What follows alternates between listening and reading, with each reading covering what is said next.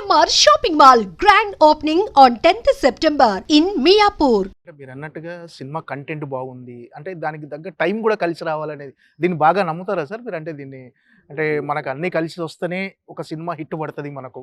అంతేగా సార్. ఎందుకంటే ఇప్పుడు నా సినిమాలు చూసుకున్నాను అనుకోండి సార్, ఇప్పుడు జయజానికి నాయక కూడా అనుకోకుండా 2 సినిమాలతో రావటం, తర్వాత సాక్ష్యం సినిమా ఫర్ ఎగ్జాంపుల్ మేము అంతా బాగుంది, చాలా కొత్త కొత్త పంచభూతాలు ఇవన్నీ అనుకోని సినిమా చేసాం.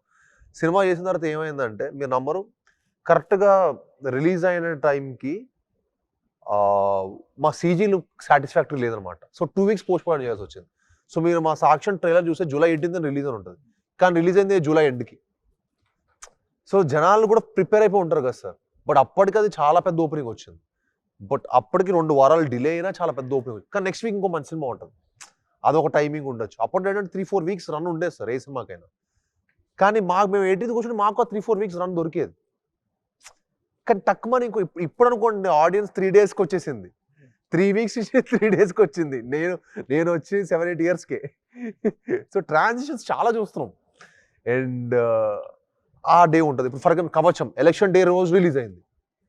అందరు నాకేం చెప్పాడు మా ప్రొడ్యూసర్, అప్పుడు నాకు ఇచ్చిన కాన్ఫిడెన్స్ ఏంటంటే ఎలక్షన్ డే అమ్మ, అందరూ మార్నింగ్ రిజల్ట్ చూసేస్తారు, ఈవినింగ్ హ్యాపీగా వచ్చి సినిమా థియేటర్కి వచ్చేస్తారు అన్నారు. మనం యాక్చువల్లీ ప్రాపర్ ఎలక్షన్ చేసాం. అసలు ఆ రోజు మొత్తం ఎలక్షన్ వచ్చేసరికి సాయంత్రం అవుతుంది, రిజల్ట్ వచ్చేసరికి సాయంత్రం అవుతుంది. ఆ తర్వాత వాళ్ళకి సినిమా చూసే మూడ్లో కూడా ఉండరు. సో ఒక్కొక్కసారి మంచి సినిమా కూడా కిల్ అయిపోతేనే బాధ. అంటే కవచం కానీ సాక్ష్యం కానీ ఇలాంటి ఒక మంచి సినిమాలు అనుకున్న టైంకి పడకపోవటం వల్ల మీరు అన్నట్టుగా అనుకున్న ఆదరణ రాలేదు కదా సార్. ఇప్పుడు అంతే కదా సార్, అనుకున్న ఆదరణ రాలేదు, అనుకున్న థియేటర్స్ దొరకపోయినా అనుకున్న ఆదరణ రాదు ఒక్కొక్కసారి. ఇప్పుడు రాక్షసుడు చాలా మంచి టైం రిలీజ్ అయింది.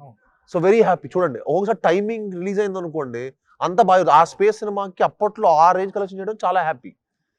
ఎందుకంటే నాకు ఎప్పుడు మల్టీప్లెక్స్లో రాక్షసుడికి వచ్చినంత కలెక్షన్స్ ఎప్పుడు రాలా. బిఎన్సీలో కూడా బాగా వస్తారు, అక్కడ రాలా. ఒక్కొక్కసారి జనాలకి ఏ జానర్ సినిమాలు ఎప్పుడు ఎందుకు నష్టం కూడా మన చేతిలో ఉండదు. అంటే ఈ ఎక్స్పీరియన్స్ని ఫర్దర్ సినిమాలకి ఏమైనా అప్లై చేశారా ఎప్పుడైనా? అంటే ఇలా ఒక మంచి డేట్ కోసం చూడటం కానీ అంటే ఇంకా నా చేతిలో లేకుండా పోయింది సార్. తర్వాత అల్లుడ దూర్స్ కూడా ఏమైపోయిందంటే కోవిడ్ 50% ఆక్యుపెన్సీలో రిలీజ్ అయింది. ఇప్పుడు తర్వాత కోవిడ్ వచ్చింది, తర్వాత ఏం చేసింది ఇంకో సినిమా హిందీలోనే, తెలుగులో రిలీజ్ చేయలేదు. ఇప్పుడు మనం భైరవం ఉంది. సో భైరవంకి ఇంకో కొత్త స్టంట్ ఏం చూసానంటే రిలీజ్ సినిమా. చూడు మనం ఏంటో తెలియదు సార్, అంతే. ఇంకా అది కొత్త ట్రెండ్ స్టార్ట్ అయినట్టు. మీరు ఫర్ ఎగ్జాంపుల్ నాకు కలేజా అతడు సినిమా కంటే అదే త్రివిక్రమ్ మహేష్ గారి సినిమాలో నాకు అతడు చాలా ఇష్టం, కానీ అతడు అంత రేంజ్లో ఓపెన్ అవ్వాలా. బట్ కలేజా సినిమా మీకు హ్యూజ్గా ఓపెన్ అయింది. So you never know what ఆడియన్స్కి ఆ టైంలో ఏం నచ్చుతుంది, ఏం చూడాలనిపించిందో మన చేతిలో ఉండదు. భైరవం రిజల్ట్తో మీరు ఎంతవరకు హ్యాపీగా ఉన్నారు సార్? భైరవం సార్ నేను పర్సనల్గా నాకు వచ్చిన అప్లాస్ నేను వెరీ వెరీ హ్యాపీ సార్. ఇప్పుడు సక్సెస్ ఫెయిల్యూర్ అనేది మటుకి సార్ ఎంత అనుకున్నా సార్ నా చేతిలో ఉండదు కదా సార్. నా చేతిలో నా ఎఫర్ట్ పెట్టడం నా చేతిలో ఉంటుంది. బట్ నాకు చాలా చాలా మంచి పేరు వచ్చింది. అండ్ చాలా నాకు ఎగ్జిబిటర్స్ డిస్ట్రిబ్యూటర్స్ చెప్పడం కూడా అంటే 4 week రన్ వచ్చిన సినిమా ఇదే అని.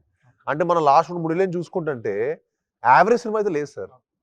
ఐదర్ ఫ్లాప్ హిట్ అంతే, ఈ రెండిట్లో ఉన్నాయి. సో అనుకోకుండా అదేంటో 20 కోట్లు వచ్చింది మరి భైరవం. సో దాన్ని ఫ్లాప్ అనాలా హిట్ అనాలా అర్థం కావట్లా. నీకు అర్థమైందా?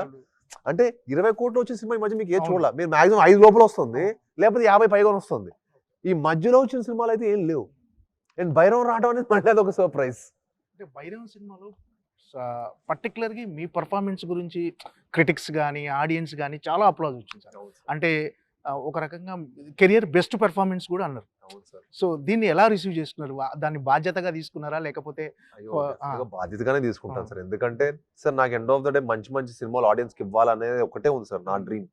ఎందుకంటే మంచి సినిమాలు చెప్పాలి, మంచి కథలు చెప్పాలి, కొత్తగా చెప్పాలి, ఇంటర్నేషనల్ స్టాండర్డ్ మన తెలుగు సినిమా పట్టరావాలి. ఆల్రెడీ వచ్చేసారు అనుకోండి, బట్ నా వంతు కృషి కూడా నా అంతు ప్రయత్నం కూడా ఇది ఏంటంటే సార్ ఒక సముద్రం లాంటిది సినిమా ఇండస్ట్రీ అనేది. అందులో మనం ఎంత ఇస్తే మనకు అంత ఒడ్డుకు చేరుతాం, కానీ మళ్ళీ అందులో ఉన్నోడు తెలుసు దాని లోతు ఎంత అనేది. పక్కన వాళ్ళకి ఎవరికి అర్థం కాదు.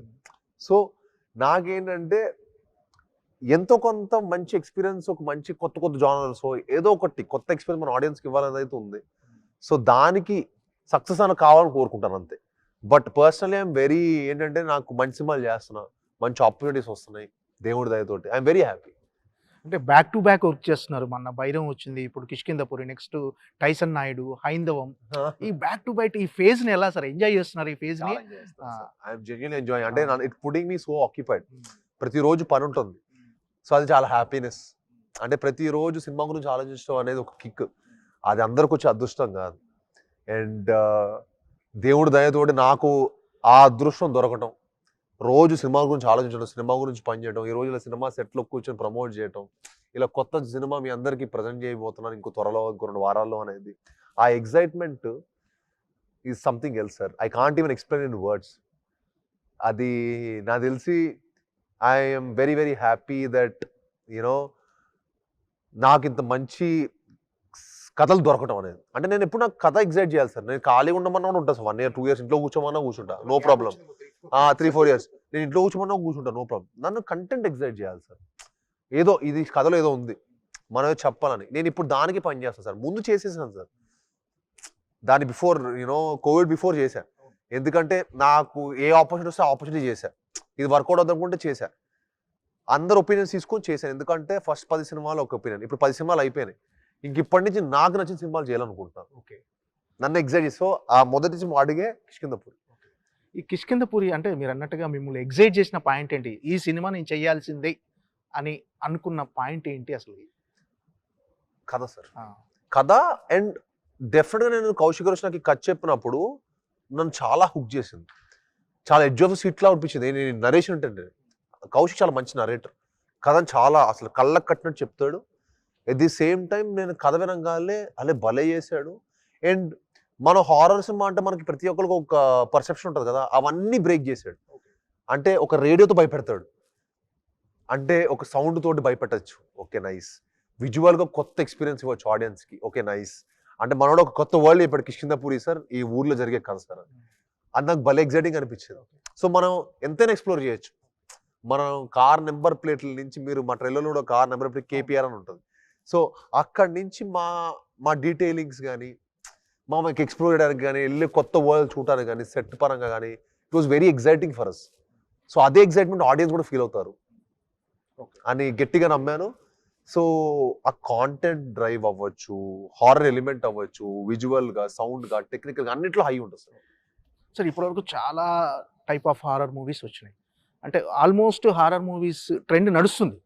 బట్ ఈ టైంలో మళ్ళీ ఒక హారర్ మూవీతో రావటం అంటే ఖచ్చితంగా కంటెంట్ అనేది చాలా స్ట్రాంగ్ ఉండాలి. సో ఈ సినిమాలో ఆ స్ట్రాంగ్ కంటెంట్ ఏమనుకుంటున్నారు? ఎంటర్టైన్మెంటా, ఎక్స్పీరియన్సా? What is And for more videos, Please subscribe to iDream. Please subscribe to iDream. Please subscribe iDream. And please subscribe to iDream. For more videos, subscribe to iDream. please like, share and subscribe to the channel. Congratulations, iDream. Subscribe to iDream. Subscribe to iDream. So subscribe to iDream Media. iDream team andarki huge congratulations. Please subscribe iDream Media. Please subscribe to iDream. Subscribe iDream. Please subscribe to iDream. iDream అంటే నా కళల ఛానల్ను subscribe చేసుకున్న నోరు తిరుగుతలేదు, మీరైతే గంట గుర్తు కొట్టండి. For more such videos, please subscribe to iDream. Subscribe to iDream. Please subscribe to iDream. Please subscribe iDream Media. Please do subscribe to iDream. Please subscribe to iDream Media. For best entertainment and information, please subscribe iDream. And don't forget to subscribe to iDream.